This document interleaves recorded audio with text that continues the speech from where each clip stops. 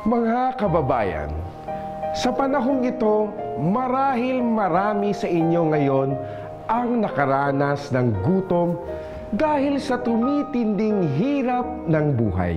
Nagtitiis kumayod para matustusan lang ang mga pang-araw-araw na pangangailangan.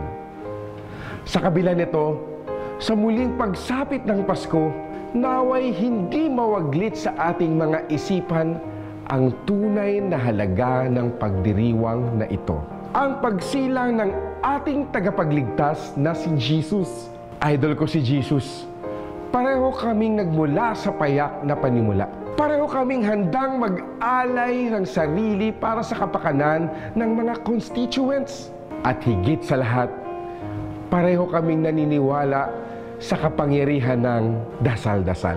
Mula nung nagpasya pa lang akong tumakbo, naging gawain ko na ito at dadalhin ko ito hanggang sa pag-upo ko sa pwesto. Kaya sa mga kumakayod araw-araw sa kabila ng init at polusyon sa Metro Manila, dasal-dasal lang po tayo. Sa mga naiipit sa traffic na ipagsiksikan sa mga bus, jeep at MRT na basang-basa na ang mga singit, dasal-dasal lang po kayo.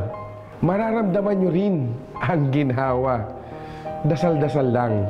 Hihingi ako ng sign para sa inyo. Mula po sa aking pamilya, mga kababayan ko, maligayang Pasko po mula po sa aming puso na walang reservations. Okay ba yun, Mama? Maganda ba? Maganda ba? Okay.